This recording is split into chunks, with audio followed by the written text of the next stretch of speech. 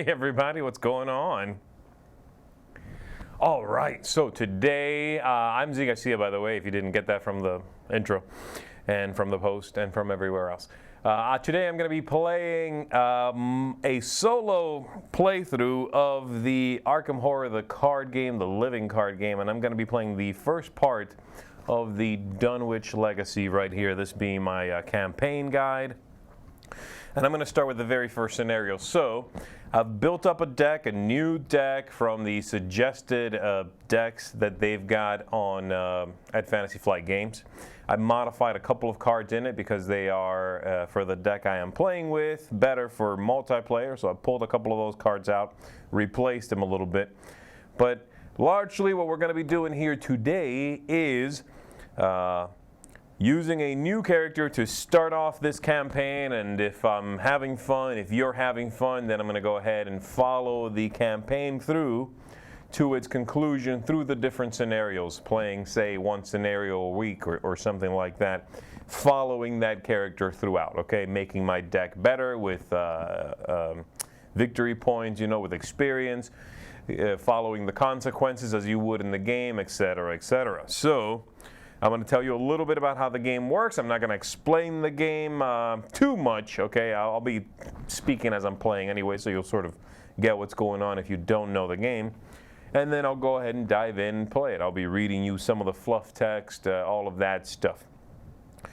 Let's see, I'm just going to quickly check out what's going on here with the comments. Someone said, oh, you're playing extracurricular activity with one player. That's challenging. And I know it is. I've tried it before, and it's going to be tough. But we're going to give it a shot. All right, I am playing with a character I don't normally play with, and that is this one here, Zoe Samaras. So Zoe there is going to be my character for the play. And I'm going to have a camera showing you most of the table, most of what's going on. It's going to be a little tricky, but we're giving it a shot here.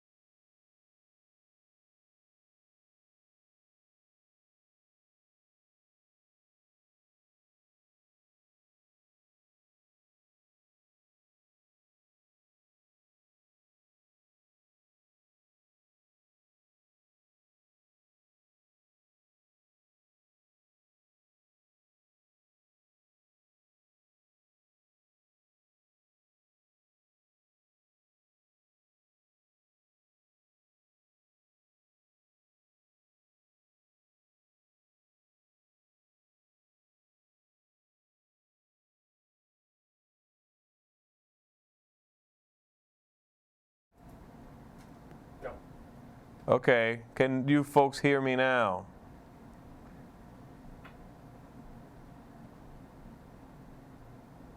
Hi, everybody. I am looking at the chat.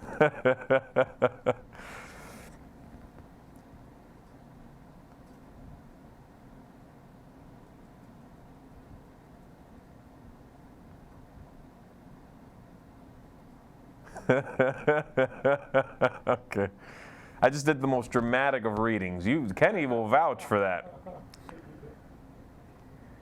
Oh, man.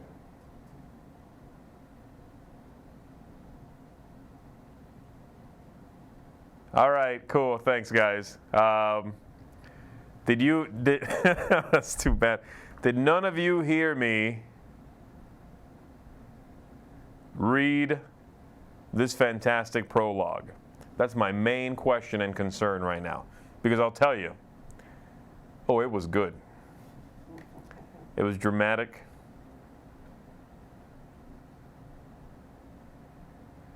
It was deep.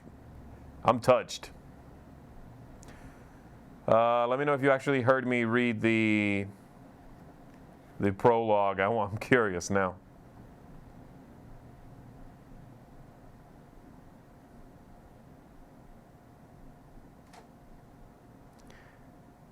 Oh, no. I got goosebumps. Somebody says, I got goosebumps. All right, you know what? You're going to get the abridged version. Here we go again. Armitage, the head librarian of Miskatonic University and a former mentor of yours, privately contacted you in the hopes of gaining your assistance. The elderly man takes a moment to collect his thoughts. Hey, I'm looking for two of my colleagues, Dr. Francis Morgan, professor of archaeology, and Warren Rice, professor of languages. They're missing. I have a very familiar feeling. I sent for you because I am worried Warren might be in trouble. I would appreciate it greatly if you could find him for me. You may also wish to ask Francis for help, if you can reach him. And then I choose if I want to go look for Professor Warren, who was last seen working late at Miskatonic University, or Francis Morgan, who was seen gambling at the Clover Club, and I've chosen Warren Rice. It was much better the first time. I'm sorry. All right, so I've got my hand here. We've got our locations. I'll be playing Zoe, as I said. Got my 5 resources. Let me make sure that you can see most of this. And that's my opening hand. So let's read ourselves the agenda and the act deck here. You have arrived at the Miskatonic University campus in search of Professor Warren Rice. Classes are over, and a mysterious silence hangs in the air over the quad. Professor Rice was last seen several hours ago by one of Armitage's students in the Humanities building. Very well. I'm playing this on easy, by the way, if any of you are curious. And then we started the Miskatonic quad. A too early winter has stripped the trees bare. Their dead branches whistle as a sharp, cold wind cuts across the empty quad. Flip that over. No clues, 3 shroud, and it has a resign ability. So, as I said, I'm going to be, at least at first, talking folks through this a little bit. My main objective is ultimately, as it is in most of these games, to advance through the act deck right here as quickly as possible while avoiding the agenda deck advancing as quickly as possible. So bad deck, good deck, I want to try to make that advance, and I'll do so by gathering clues and so forth. And so our turn begins here, as you can see there, with our, we'll skip mythos for now, investigation phase, enemy phase, upkeep phase, then back to mythos for the next round and so on. Just so you have an idea of what I'm talking about here. Kenny, are you done playing over there? You keep moving me around? All right, so here we go. My investigation phase, I get to take 3 actions. I've not played this character before, by the way. At least I don't remember I have. I might have. It's been a while. She's not one I normally go with, but you know, if I make a mistake or something, just holler at me. All right, here we go. I am going to spend 3 resources for machete. That'll be my first action. For my second action,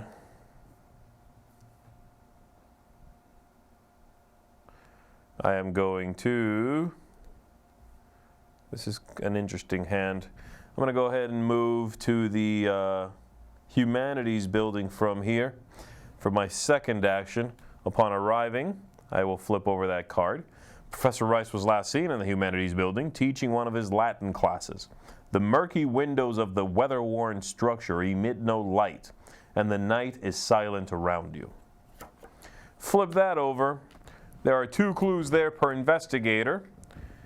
And again, these are good. I want to find these to advance the act.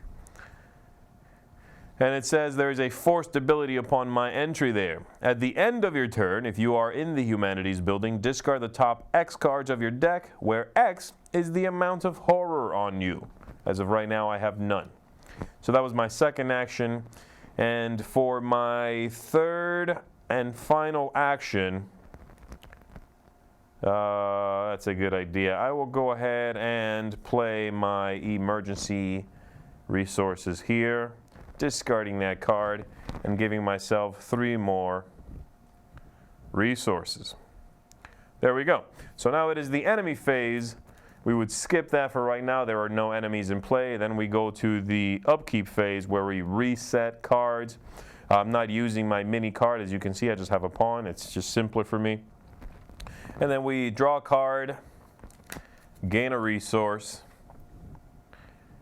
check my hand limit, which is 8, so I'm fine, and loop back around to the beginning of the next round. So at the beginning of the next round, the first thing is the Mythos phase, in which I am going to put 1 Doom token on the agenda, and then I will draw one of these cards here. I'll move on me. All right, there we go. Let's see. Bam. Ancient Evils.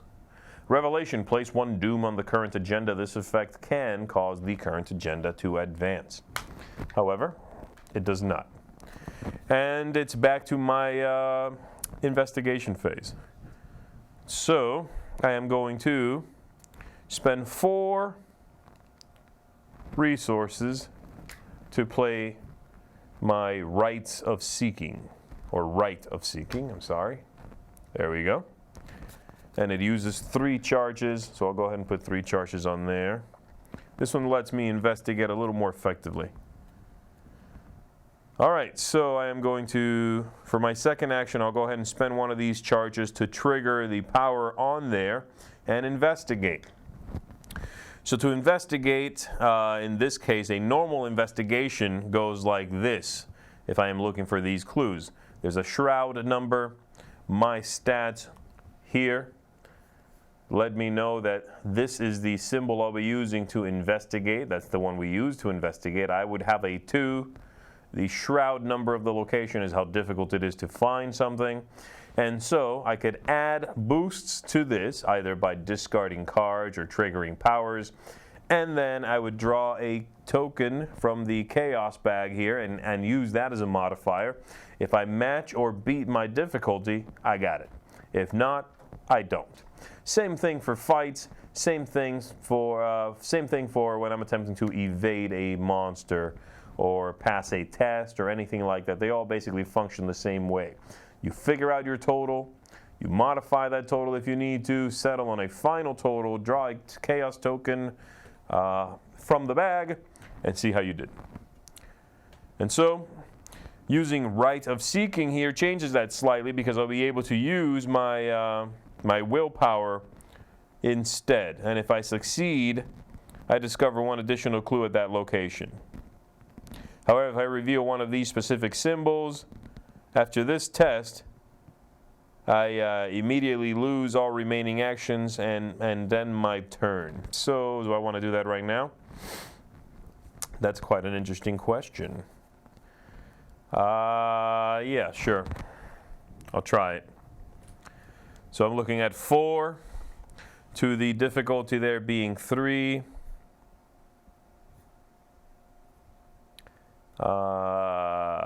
I'm going to just go for it.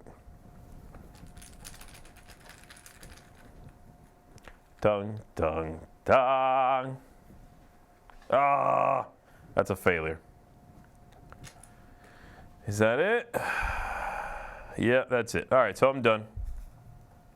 Take this off. Gonna annoy me. All right, enemy phase, nothing. Upkeep phase, I'm basically just drawing a card and gaining a resource. Oh, that's okay. Deck is shuffled, I swear. Okay, back to the next round. Mythos phase, one doom. Draw one of these. Beyond the Veil. Surge, which means I'll draw another card after this one. Revelation, put the Beyond the Veil into play in your threat area if there's no copy of it in your threat area. Forced, if your deck has no cards in it, take 10 damage and discard Beyond the Veil. Basically, die. If you run out of cards, just die already. And then this one, Visions of Futures Past. Revelation, test 5 willpower.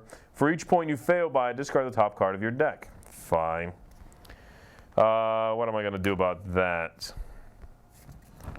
Let's just see what happens, shall we? I'm already losing by 1 here. Blow. I lost by 2. 1. Oh my gosh. Pfft. Wrong deck, y'all.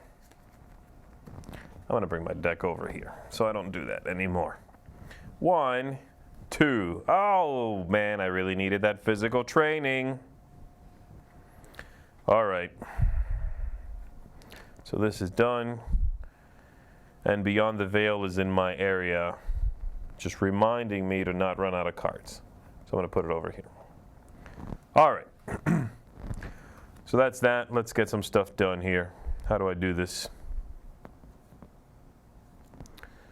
Lots of fighting power, that's nice, but I don't have a lot of search, investigate power. I'm going to go ahead and draw a card for my first action. For my second action, I'll draw another one. All right, so I just drew my main weakness there, and it says, Revelation, discard cards from the top of the encounter deck until an enemy is discarded. Attach Smite the Wicked to that enemy and spawn it at the location farthest from you. Forced, when the game ends, if attached enemy is still in play, you suffer 1 mental trauma. It's early enough. I'll deal with you. So let's see here. I'm going to discard until I find an enemy. That's an enemy. I hate these guys. And Smite the Wicked gets attached to that. And farthest from me is... Oh, I don't know. What's farthest?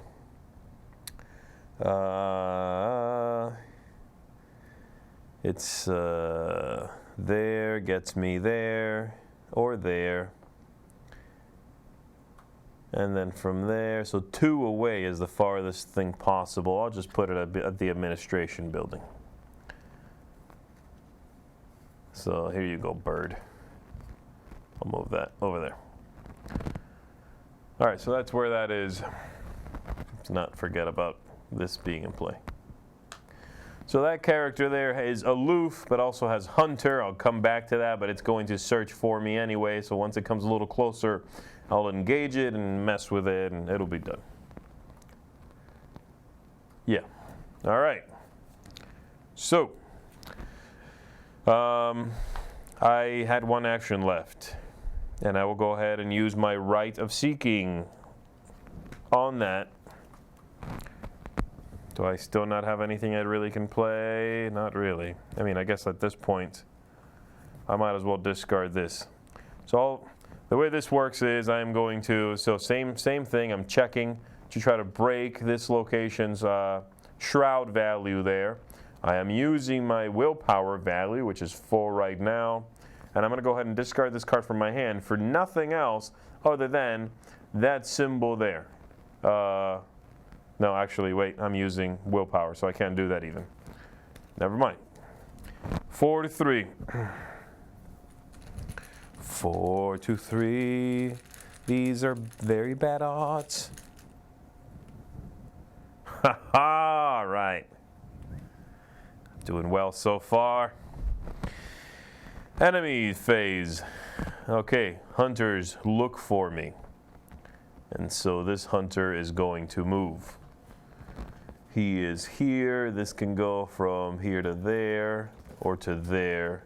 He will move to the Miskatonic quad.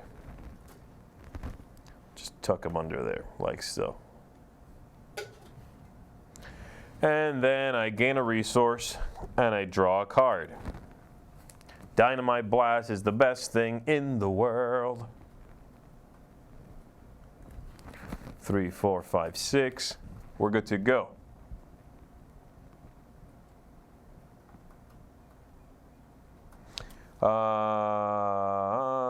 Okay. By the way, those of you who are talking about, I just checked on the chat. You guys were mentioning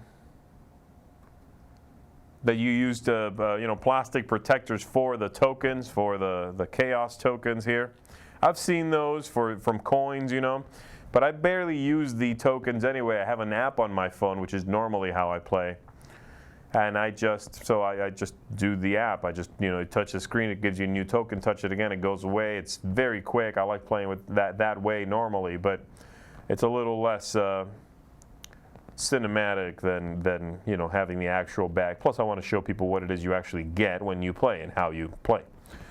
All right. I got to do that.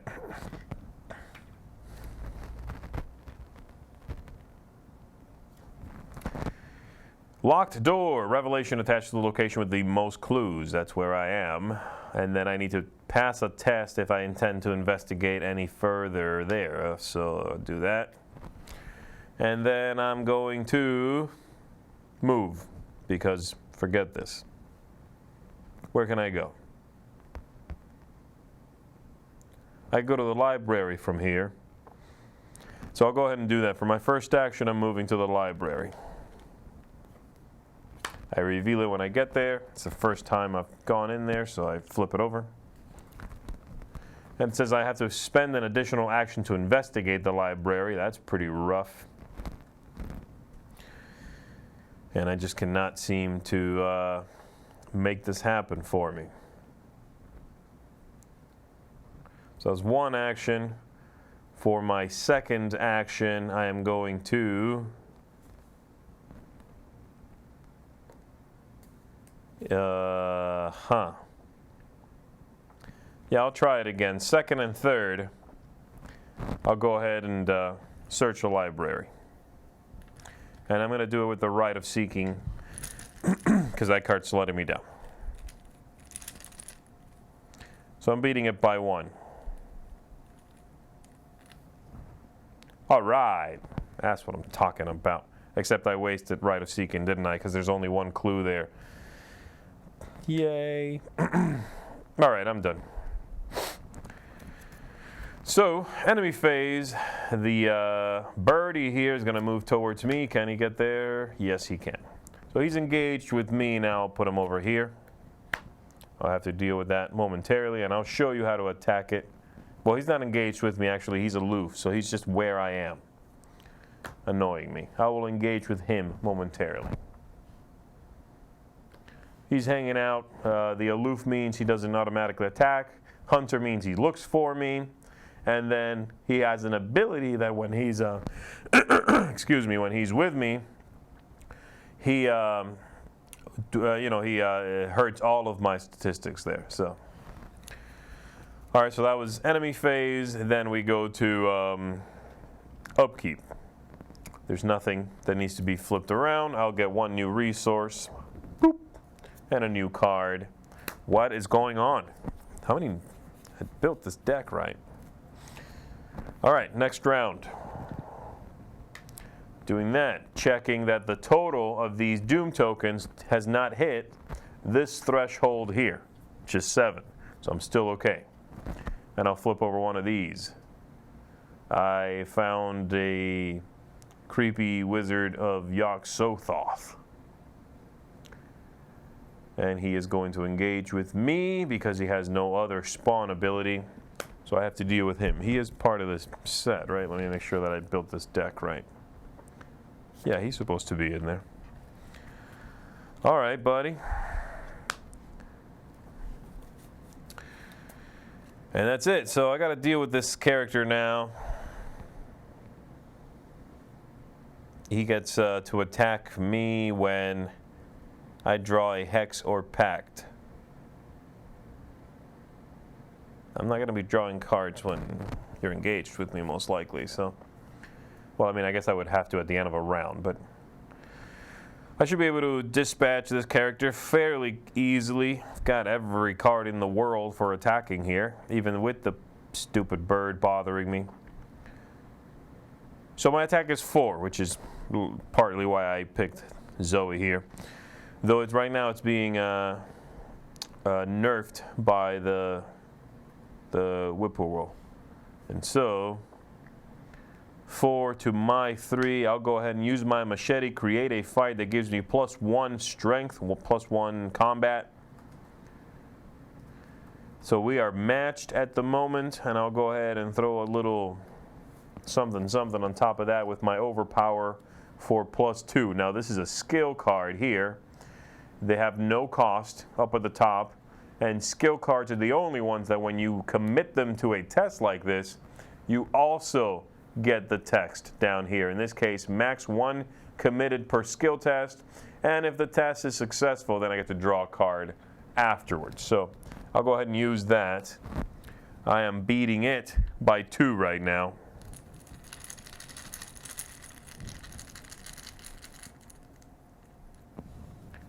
Plow. Okay, to check this token, we have to go over here. It says -1. If you fail, discard the top 3 cards of your deck. I did not fail. I beat it. So I don't have to worry about that.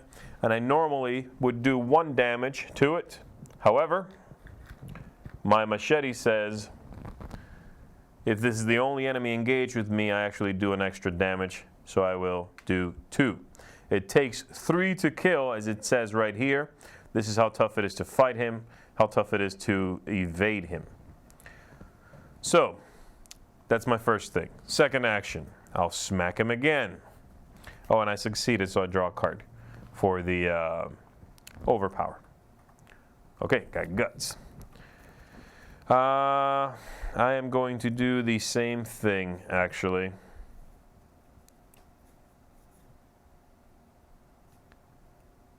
How do I want to do this? Do I want to do overpower again? I really should be saving some of that jazz. Save that. I'm going to go ahead and get rid of one of my knives. That's 1 +1. So what am I at here? Do I need the +2? I probably do, actually. He's at 4. I'm at 3. 4 matches him. Yeah, I better do it. All right, overpower it is. Same deal. I'm beating it by 2 using my machete. Here we go. Wow. Same deal again. Wow, that's weird. He's dead. He's got enough hits to eliminate it. It is gone. Now, normally, I would simply throw this in the discard pile. However, it has a victory value right there, victory 1. That means if I kill this, I will set it aside, and at the end of this scenario, this will give me more victory points, which I then translate into upgrading my player deck. So I'm going to put that aside to remind me, hey, get some points and definitely do a little deck building there and enhance what I've got. So for my last action, I'm going to go ahead and engage. Do I want to? No, I don't think I want to engage it, because then it'll just hit me. I'll kill you next time, buddy. I'm going to put one of these 2 knives into play, I think. I've got 2 hands worth of items I can have. The machete's in one, the knife is in the other. And I've got this, which is out of charges now, but, keep it around just in case. And that's it. Then we go to the enemy phase. This enemy is not engaged with me. It does not attack me. Cleanup phase, upkeep rather. Get 1 resource, draw a card, beat cop, sweet. And then back to the top. Are you following the comments over there, Kenny? Yeah. Everything good? Yep. All right. So here we go. Blam, that is 6. I'm dangerously close to advancing on that. And I'm just getting distracted by doing all these other things. I've got a single clue and I need 3 to advance. What can you do? So we've got Ancient Evils, reveal, place 1 doom, and it causes it to advance. This is the, normally, by the way, if something adds doom to the game, whether it be on this card or on a character out here, if it happens after the step in which you advance the agenda, it does not advance the agenda until next time you check for it. This card, Ancient Evils, is different. It specifically says this event can cause the current agenda to advance when it normally would not. So, indeed it does.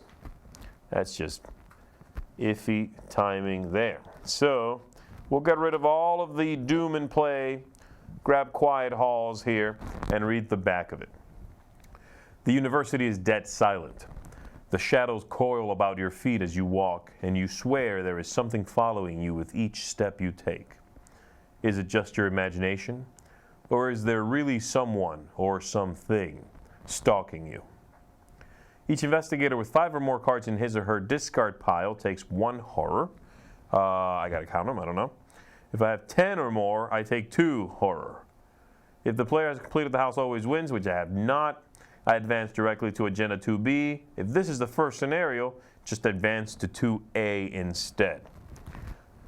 So let's see how many cards I've got in here. 1, 2, 3, 4. It is 5. So I'll go ahead and take 1 horror. And then 2A, which is this one, says Dead of Night. Professor Rice's disappearance isn't the only thing amiss at the university.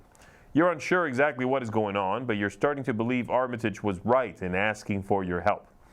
Each investigator's maximum hand size is reduced by 3 while checking his or her hand size during the upkeep phase. So now I can carry 5 cards from round to round until that's done. And that's it. Because the bad card I drew advanced the agenda. They made a comment that you're supposed to get a resource when you engage an enemy. Oh gosh, that is her power, yeah. So I should have 1 more. Thank you. Yeah, see, I'm not used to playing with her, so I forget these things. Yeah, nice. Very good. I've only engaged the 1, yeah? Okay, so I'll go ahead and engage for my first action. I'll go ahead and engage this nerd. I get 1. Come over here, little buddy. Allow me to deplume you. And I will attack it with my machete. My total is 3 because he's damaging that. This gives me +1, so I'm back up to 4, and he's at 2. Let's do it. These birds, somebody I saw in the comments hated these birds. Man, they are the worst. This says -1, -3 instead, if there are 10 or more cards in your discard pile. There are not, so -1. And this bird is dead, and I can discard my Smite the Wicked weakness there. So this is done. That was my first and second action. I engaged it, I attacked it, and I've got 1 more. I will move.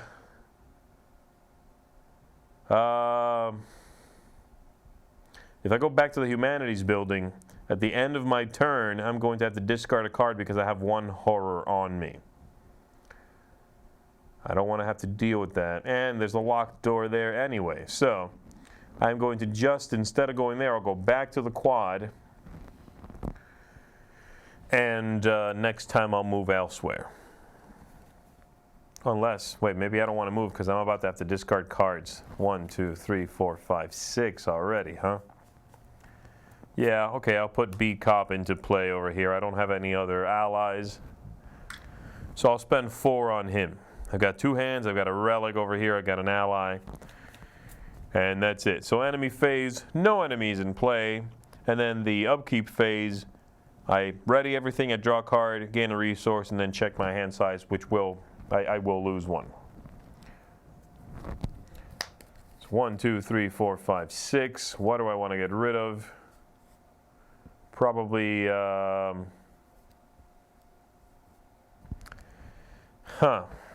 Yeah, I guess I could do that.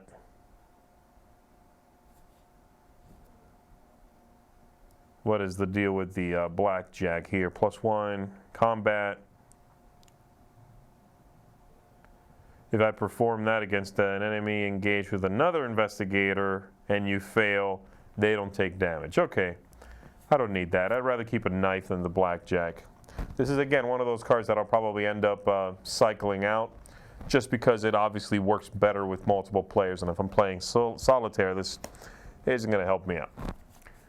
All right, that's 5. Back to the top of the next round. Mythos phase.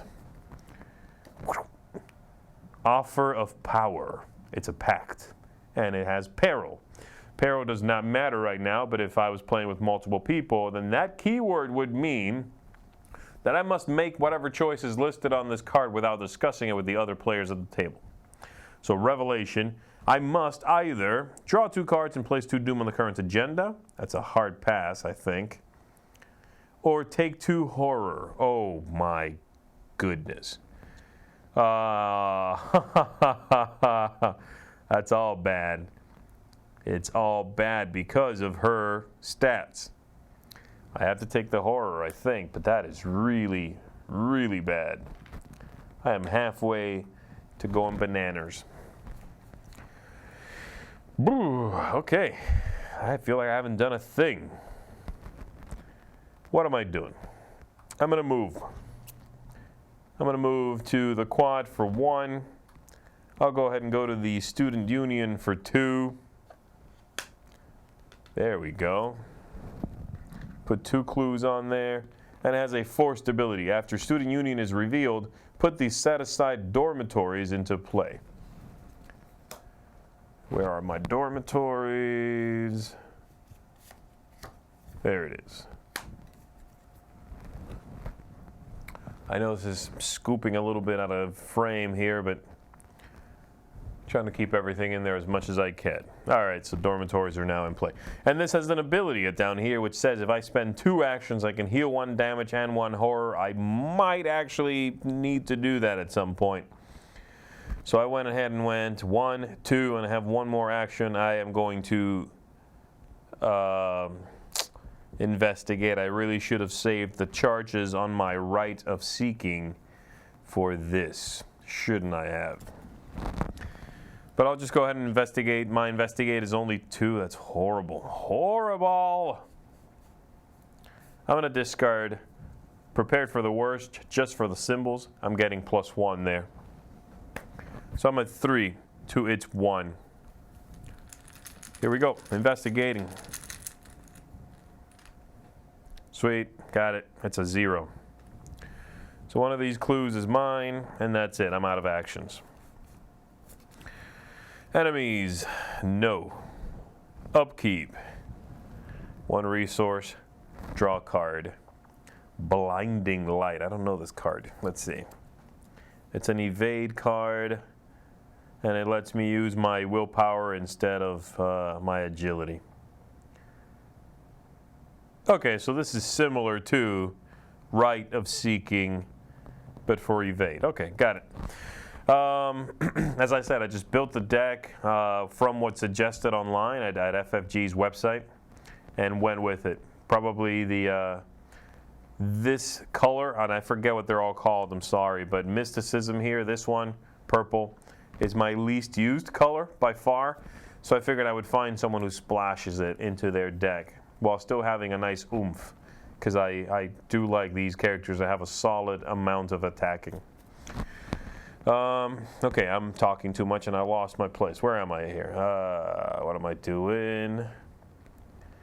I drew and drew. Okay, so top of the next round. Do that, do that. Terror from Beyond. Hex, Terror, Peril. Okay.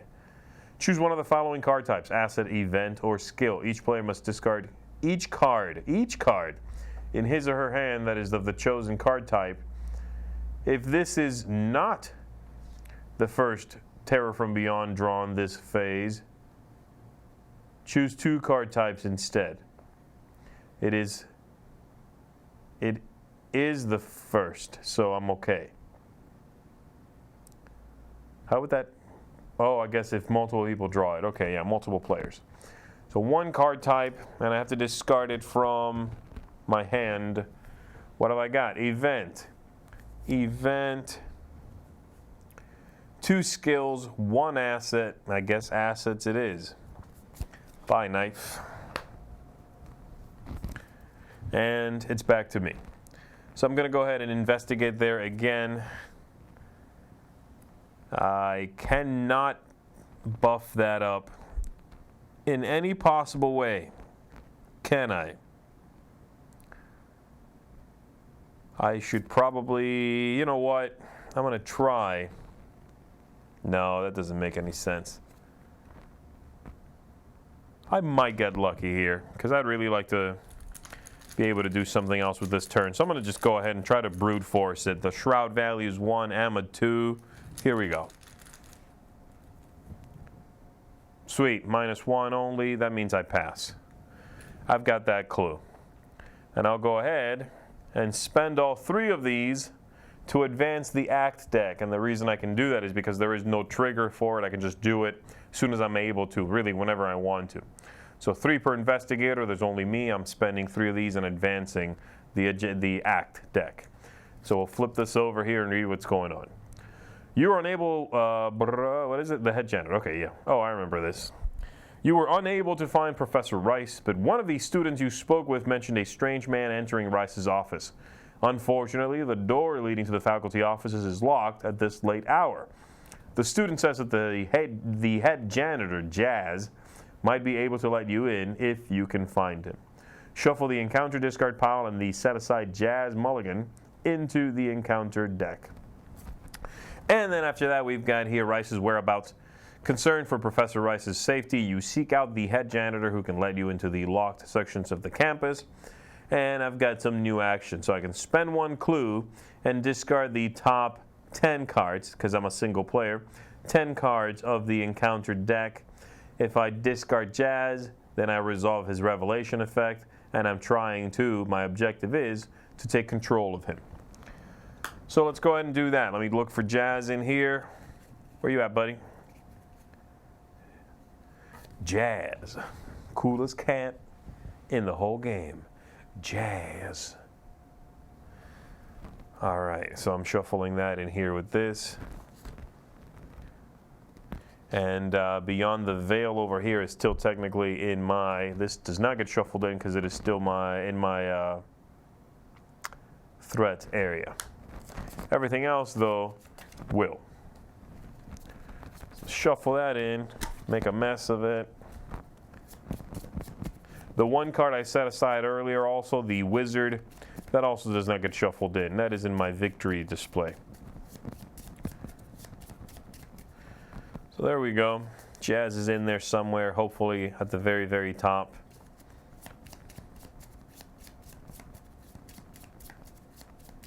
All right. So that was 1 action I took so far, if I'm not mistaken. I should have 2 actions left, and I think what I'll do with them actually is, this is a little bit of a waste, but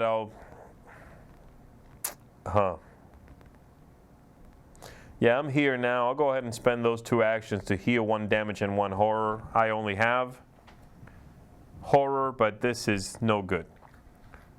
Being crippled through the entire campaign by having the mental trauma that means I have to carry 1 of these over from scenario to scenario is 0 fun. What did I do? Did I take the clues from the wrong place? Is that what I did? Were they supposed to be here? Is that what happened, folks? That's probably what I did, right?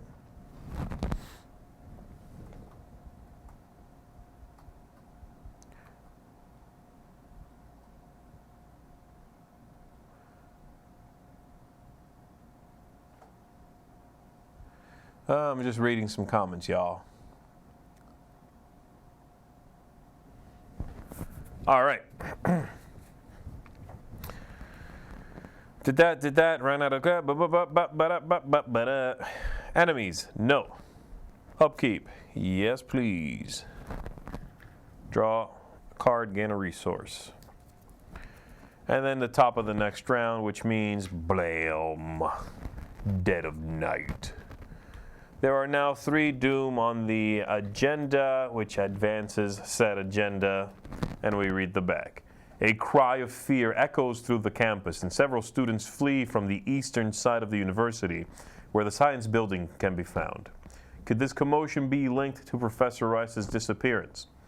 If the dormitory's location is not in play, put it into play. It is. If the experiment is in play, move it one location toward the dormitories. If the experiment is not in play, which it isn't, spawn it in the science building. The experiment. Let's find it. Let's spawn it. It is here. So the experiment is quite an interesting critter there, as you can see. It is massive, for one thing. And by that I mean both the fact that it has the keyword massive, but it's also quite large.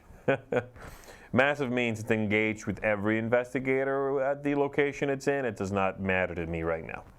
It has +3 health per investigator, so it's actually a 10 health monster. When the enemy phase begins, it's going to ready, so evading it is not going to help me keep from being smacked by it. And then the objective is to defeat it. So it's quite nasty though. And I need to put it in the science building. So I'll go ahead and tuck it right there. Does it have Hunter? He does not. But I think there's cards that move him. So that's his deal. He's there. And I am going to read now this one. The newly revealed card. The Beast Unleashed. Some kind of wild creature is on the loose. Whatever it is, it appears to be headed toward the university dormitories.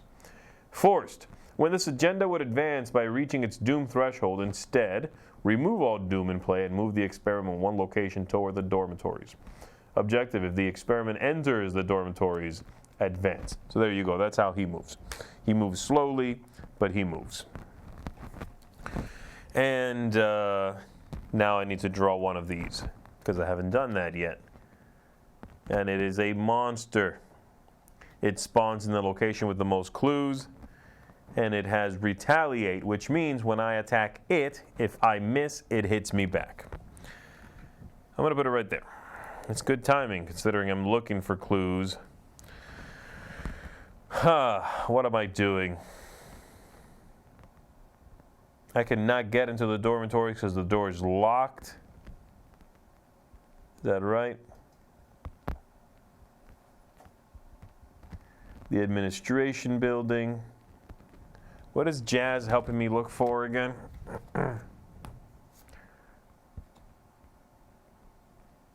The faculty offices, which are out of play, right? Yeah, okay. Fine.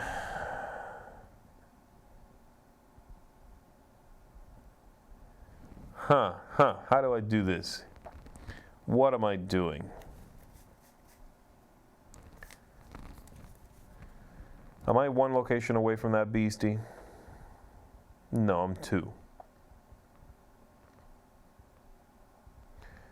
So I can either, here's what I'm thinking. I can either move to the quad and slap a stick of dynamite on this thing with my dynamite blast, dealing 3 damage to it. That's a nice chunk of health gone. And then just engage this thing, try to just take it out, which I'm good at. So that might be the way to go. Or I can actually go look for clues, try to find Jazz, and try to advance that story. I'm thinking at this point, with the way this character is built, the kind of cards I've been getting, I'm simply better served by attempting to defeat this thing. But it is quite nasty and has a lot of, it just has a ton of health. It has quite a large hit that it would do to me, and evading it is just not good enough. That's the problem. But we'll try it. So here I go. I'm going to move to the quad. I'll go ahead and, that's one action. From here to the quad, yeah. Then I'll go ahead and use Dynamite Blast on it for 5 resources. And it says, choose either your location or a connecting location, deal 3 damage to each enemy and to each investigator there. So that's, I'm not there obviously, so I don't care, but 3 damage to this bad boy. That's what he sounds like, you know. I checked. That's 2 actions, and then for my third and final action, I should probably put Blinding Light into play, seeing as to how I suck at running away. But I don't have, yeah, I'll use the emergency card here to get me more of these. There we go, I got 3 of them. That's it, that was my 3 actions. Beasties in play. She does not have Hunter, so she's not going anywhere. No. And I'm not engaged with anyone, and this guy does not automatically move. So that's it. I gain a resource. I draw a card. Okay. Okay. And then I move on. So we're going to put one of those there, and I'm going to draw a new card. It's annoying because it's a beast. Man, I really don't want to have to deal with this guy right now. A Yithian observer. So prey means who he engages with, fewest cards in play. It's me. I'm the only one here. And then forced means that when he attacks me, I discard a card at random from my hand. If I cannot, he deals +1 damage and +1 horror. I got to deal with this guy. That's not ideal because he's wasting my time, but that's what's up. So I could evade him, jump over there, and tackle that guy. That's a bad idea, right? Is that a bad idea? Talk me out of it.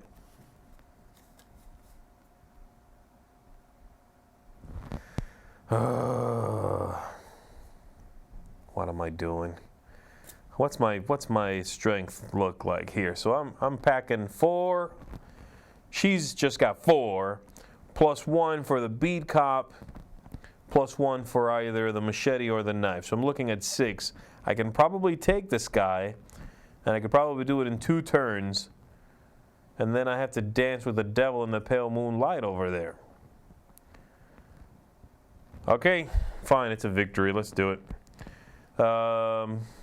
He's the only guy engaged with me, so I'm dealing +1 damage. Machete it is. So, my total right now, I'm going to fight him. 4. 5 for the bead cop, and the machete gives me +1 and +1 damage. If I hit against this 4, I'm up by 2. And do I want to do something else? No, because I'll save that, and everything else is fine. Saving it. Here we go. 2 or less. What is it? It's a +1? Feel the wrath. 2 hits on this guy. And then I'll do it again. Same exact thing. The machete reverse swat and tackle, we call it. Same deal.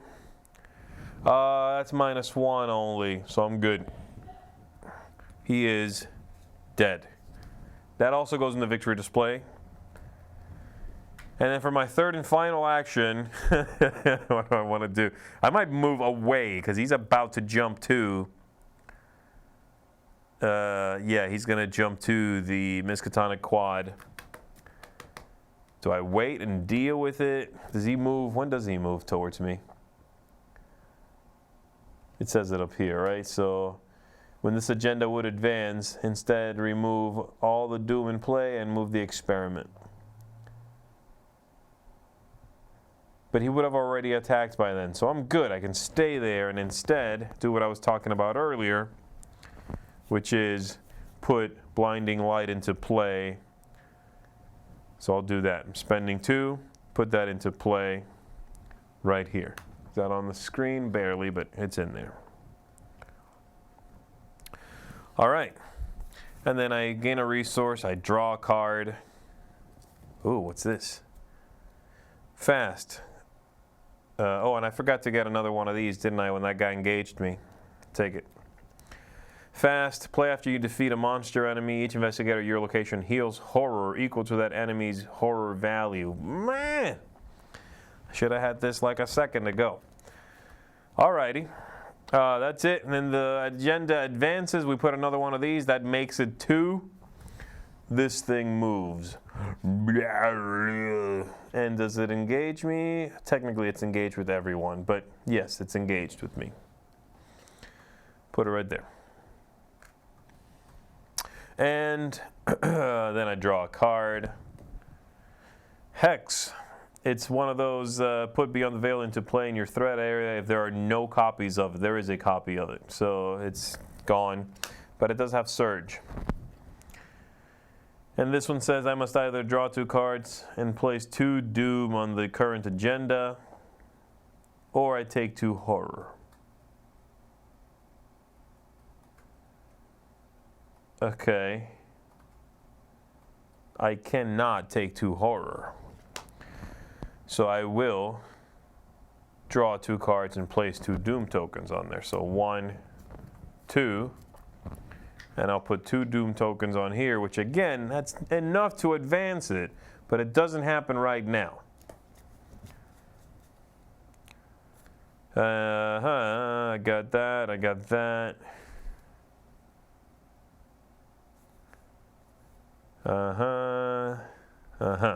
So his strength is 4, and my strength, I'm going to move him right here for now. His strength is 4, he's massive, he's got 10 health.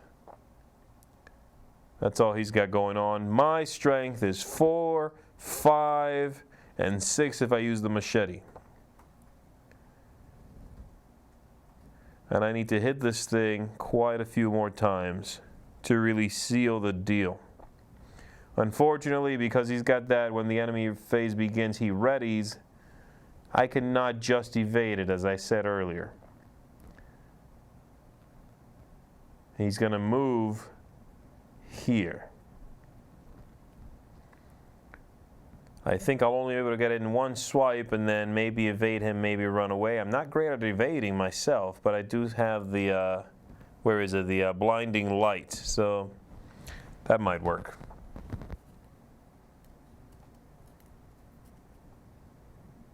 Ugh. All right, let's try it.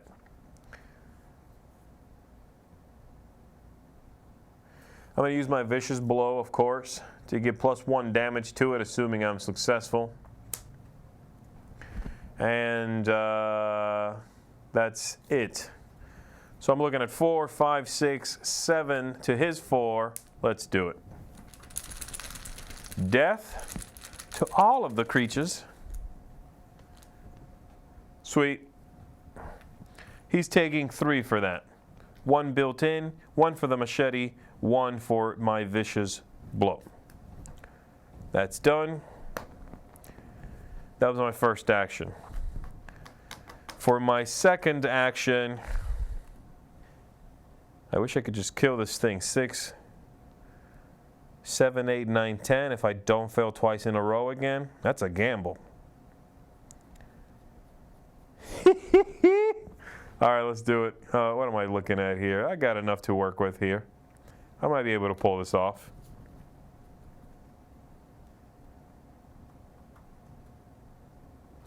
Yeah, and I'll use the knife on one of those.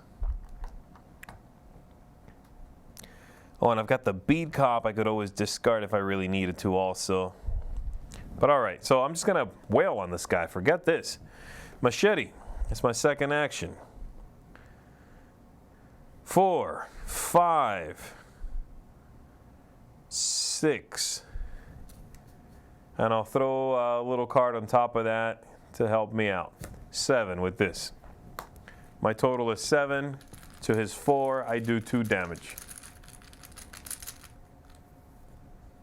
Oh, man. Fortune is smiling on me. And then I have one final action.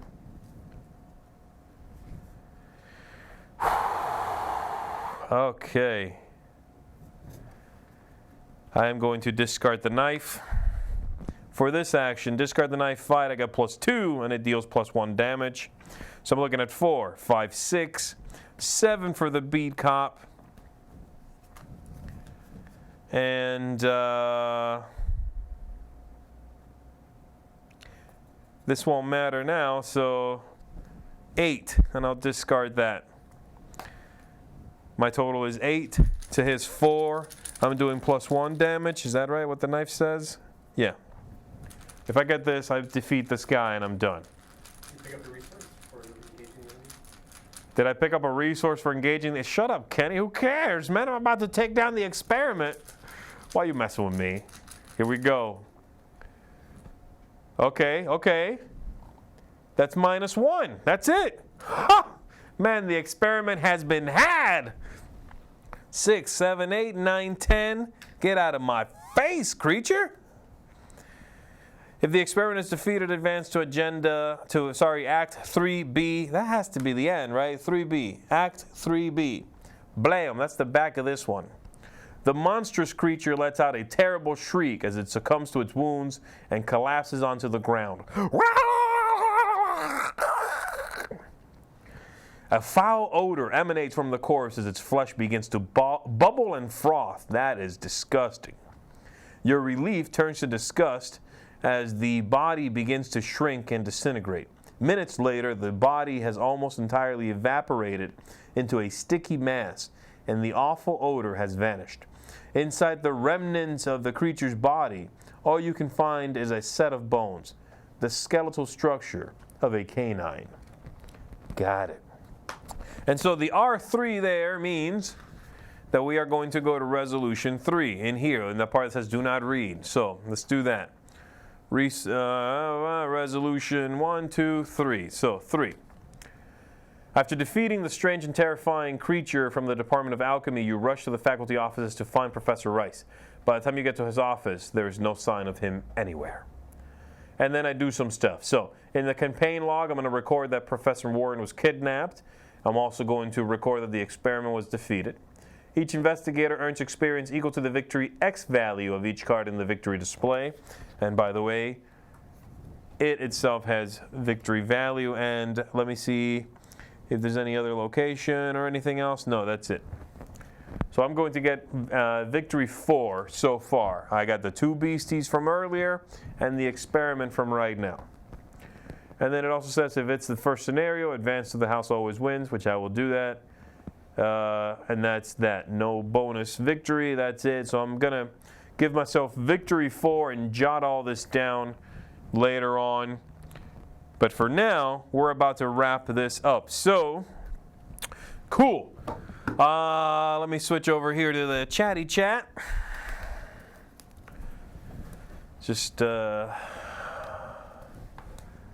can y'all see me? Hi, I'm back.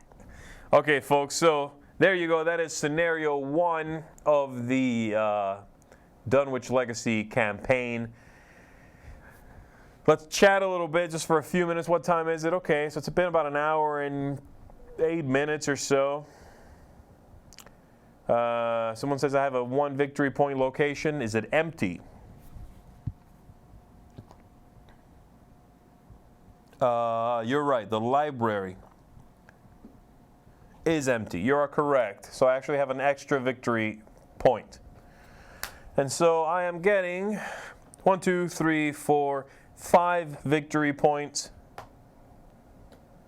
And therefore, I'll be able to use 5 points to upgrade my deck by next time. So what I'm going to do is I'm going to jot all that down. I'm going to upgrade the deck. And next time I see you folks, I'll do this again. I'll show you what new cards I've purchased and put in the deck. And we'll play through The House Always Wins. This was Dunwich expansion, as someone is saying. Not the base game. I figured, we've got Dunwich Legacy now. It's out. The entire campaign is out. And the second campaign, Carcosa, is the last pack actually just came out right now. So you can go get that. I think it just came out a couple of days ago. The final one, Dim Carcosa. And then they've already announced the third cycle. So I figured by now I could go ahead and dive into this, play it live, have some fun with it, share a little bit of it with you folks, maybe give you a look at the game if you're not sure if you want to get into it. But obviously, yes, there's going to be spoilers here. I still think this could be fun if you've done it. So hopefully you'll stick with me for this one. So let me know here what's going on. If you have any quick questions, I'll take 5 or 10 minutes tops here of some questions. Obviously about the game, if you have any questions about this scenario specifically, cards I put in the deck, why I put them in there. As I said, it's basically the deck is built up right now from the suggestion on BGG. If you go to the game's website, on BGG. If you go to this game's website and look up under player resources, they've got a nice PDF there that gives you suggested starting decks. I only modified it by 2 cards that I found to be less than useful because I'm playing solitaire. So let's see what we've got here. All right, sounds like you guys had a good time in the chat. Someone is saying, oh, you're right. You know, I didn't even do this correctly. So blinding light is an event. It's not an asset. I paid for it before I needed it, I guess. I think I might have avoided having to discard it by paying for it, so I did that wrong. Just assume I paid for it and failed or something, you know. Excuse me. It's a small mistake. I'll have to keep an eye out on that one. I'm not familiar with the card. I don't normally, as I said, run that color. So I'll keep an eye out for that mistake again next time. All right. So what do we got? Okay, Kabuki Kid says, Z, are there any other solo games you are thinking of streaming? Well, yes, actually. I was thinking of doing one of the Oniverse games today, but I decided, you know, I've really been into this game lately quite a bit. I'm enjoying it tons, and the problem is I haven't really had a lot of time to play it.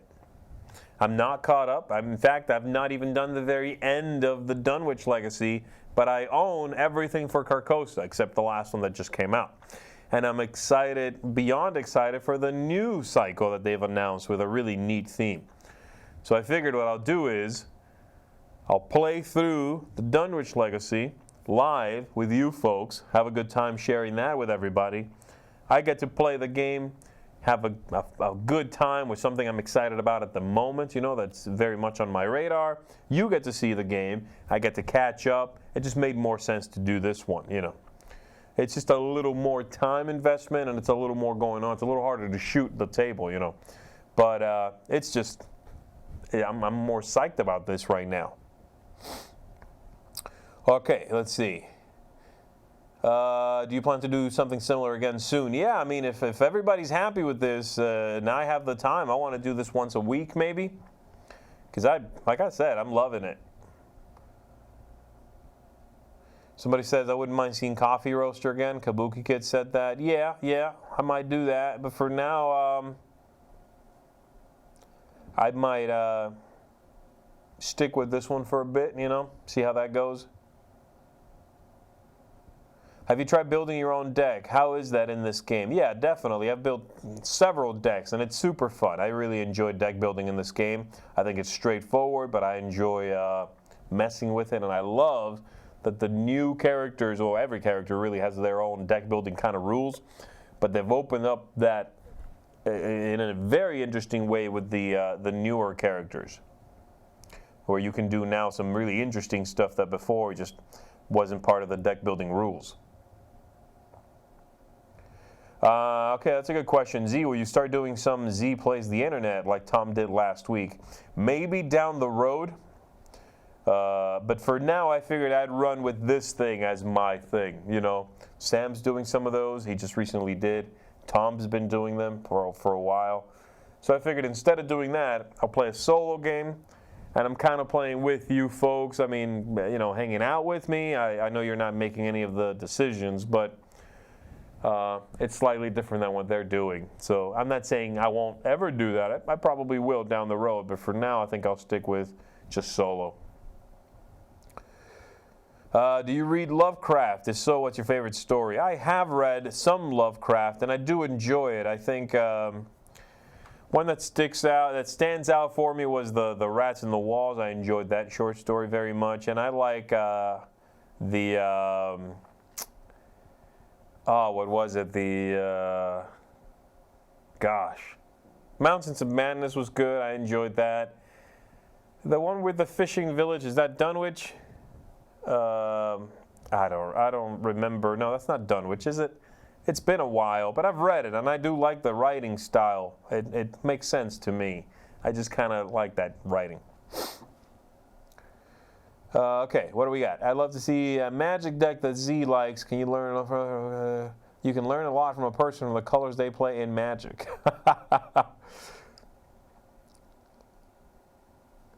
Okay, someone's saying, so glad you're playing through the whole thing. Well, thank you. I'm happy to hear that. Have you played, okay, that's a good question. Have you played any of the fan-made scenarios? You know, I just, not 3 days ago, came across the fact that there were player-made scenarios, and I printed one out, cut it up, folded it, put it in the deck, but I put it in my box, rather. But I have not played it yet, so I haven't given it a shot. I have here in my game an insert from, what are they called, Go 7 Gaming, something like that. So that's my insert there, and I think it's fantastic. I am out of room now, but I think it's great. The way it holds everything. You put the tokens here in the center in this nice little tray as well. So I'm really enjoying that. And as I said, I got that new scenario that I printed out. I'll give it a shot soon, but I haven't played it quite yet. Okay, where are we at? Could this game be Skyped? I'm sure that could be figured out. Someone out there could do it.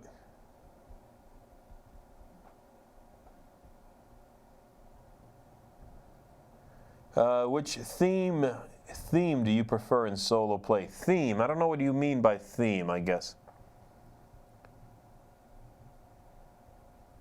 Yeah, Shadow over Innsmouth, that's the one where he goes to the town and it's a little iffy what's going on there, and he finds these fish people and all that jazz. Yeah, Shadow over Innsmouth.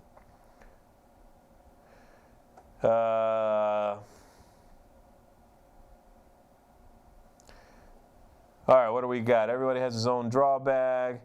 I'm telling you, if you're worried about when you play over Skype, if you're worried about having the draw bag, get that app. I forget what it's called, but I think it's, I mean, just look up Arkham, Arkham Horror.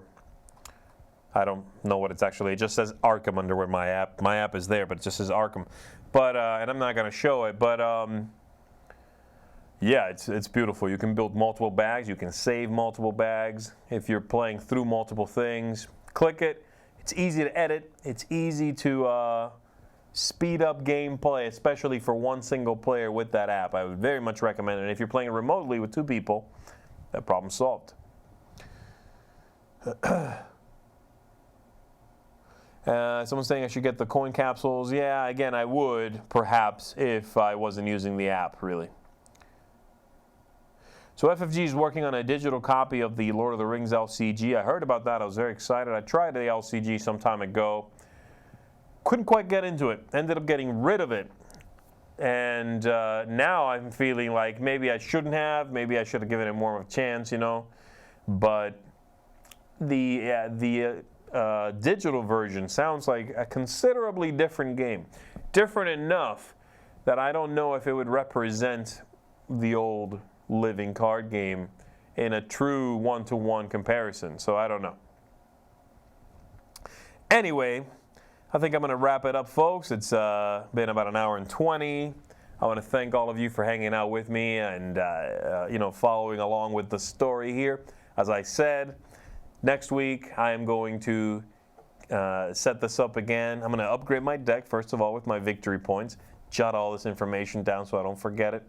And then next week we're going to try The House Always Wins, the second scenario that came in the original Dunwich Legacy expansion. This is the first large box expansion, Dunwich Legacy here. So thanks for tuning in, as I said. Thanks for all the questions. I'm going to see you again next week. I'm Z Garcia. You've been watching The Dice Tower, and you've been watching Arkham Horror, the card game. I'm out. Have a good one. Thanks so much for watching the Dice Tower videos. Find more great videos and reviews, as well as our top-rated audio podcast at Dicetower.com. You can also find other great shows at DicetowerNetwork.com. I'm Eric Summerer, and you've been watching The Dice Tower. The Dice Tower is sponsored by Cool Stuff Inc., where you can find great games for great prices. Cool stuff in stock. Check them out at CoolStuffInc.com.